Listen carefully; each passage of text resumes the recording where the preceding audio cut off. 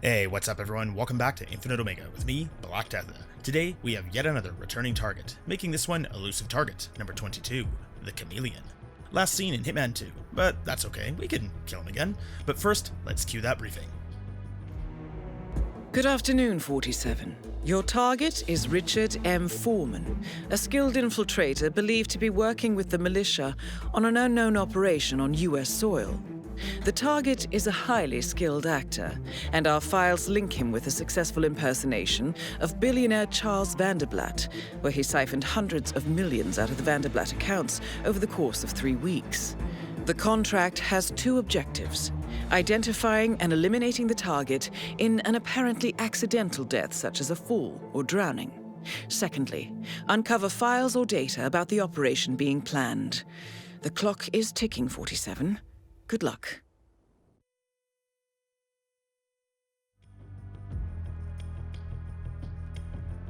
So, as Diana's just said, our target today is Richard M. Foreman.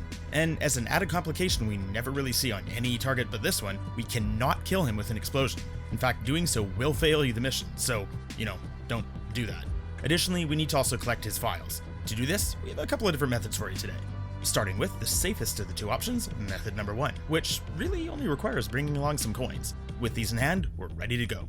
Although, before we jump in, for those that don't know, elusive targets are limited time available, one-shot only mission type. Once you've eliminated the target or completed an objective, you are locked in and can no longer restart or replan. Also, don't get yourself killed, as this will result in mission failure and you won't be able to play again. But if you follow along with the methods in this video, you shouldn't have any problems whatsoever. Also, if you happen to find this video helpful or enjoyable, please leave a like down below, and if you haven't already, do subscribe and hit the bell to be notified of new videos in the future. So, as soon as the mission begins, skip the cutscene and make your way into the compound by hopping through the shed's window. In here, we can grab an additional coin as we pass through. Continuing from the shed, we're going to be making a beeline towards this red barn, getting inside through the window. Cross over the stack of hay and hop down at the other end. Now, you'll probably want to hold here for a moment to ensure the guard ahead has his back turned before we cut across to the next building. We'll be cutting right through, in one window and out the other. You may recognize this is the same path we used in elusive target number 14, the bookkeeper, and up to a certain point that's true. Though we will be deviating from it shortly. As we make our way deeper into the compound, keep sticking to the edges and out of sight. Finally, when we've reached this trailer, we'll be tossing 2 coins, one off to the far left here, and another directly in front of us to distract the guards. Immediately move to climb into the trailer and start changing into the disguise as soon as possible. If you do get spotted here, just restart and try again.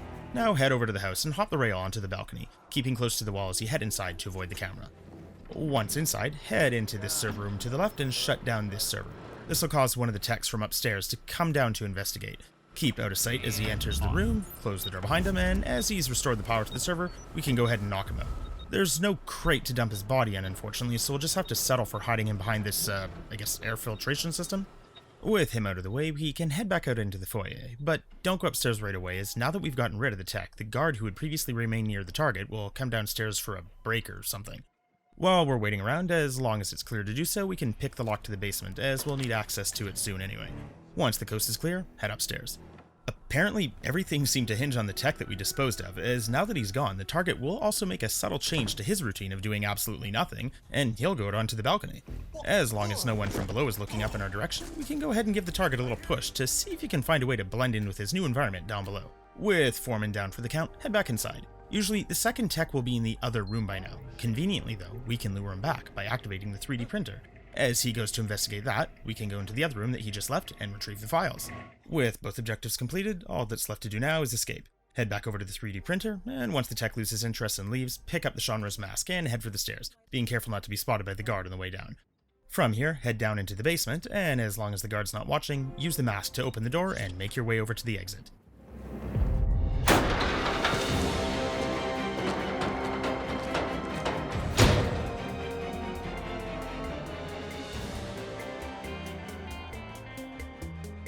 With that, we've completed method number 1 with Silent Assassin in 4 minutes and 22 seconds. Next up, method number 2, in which we'll be smuggling in a Seeker 1 in the shed right by our starting location. So this time around, we will be going for Silent Assassin suit only, and as always, once the mission begins, skip the cutscene and hop into the shed, retrieve the Seeker 1 from the briefcase, and continue on. We will be following the exact same path as in method number 1 until we've reached this point. On the other side of this fence, the guards on patrol have just passed by the gate and began heading in the opposite direction. Head through the gate and keep moving in the direction of the farmhouse. continue forward around the bend, and after another straight stretch, we'll reach this corner where we can hop this section of the fence. From here, remain crouched and head around the crate into this shed and out the door on the other side. We'll need to wait behind this crate for a moment until the 3 soldiers go back to doing push-ups. Once they do, we can head towards the house, climb up here, and then onto the ledge above, slide along until reaching the window, and hop through. Now that we're inside, we have a moderately clear path to paying the target a visit. You may need to hang around for a short while until both the techs have gotten out of the way, but once they have, head around to the door on the right and give the target a shot with the Seeker 1. Once this is done, move to the laptop and retrieve the files right away. Now, quickly leave the room and head over to Sean Rose's bathroom. We don't really even need to pick the lock, as the target will be along shortly, and he'll kindly open the door for us. Since he was so gracious as to let us in, I think we can help him out in turn with his little problem that he has of being able to breathe.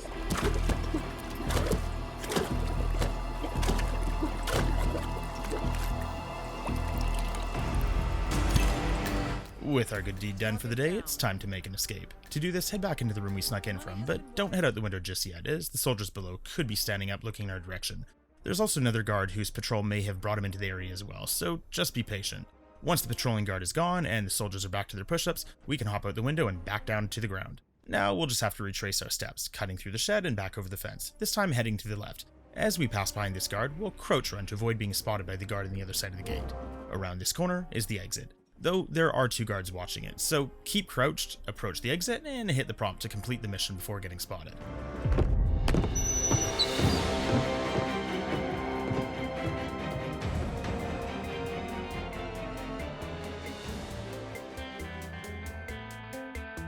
And with that, method number 2 is completed as well, this time with Silent Assassin suit only in 5 minutes and 48 seconds.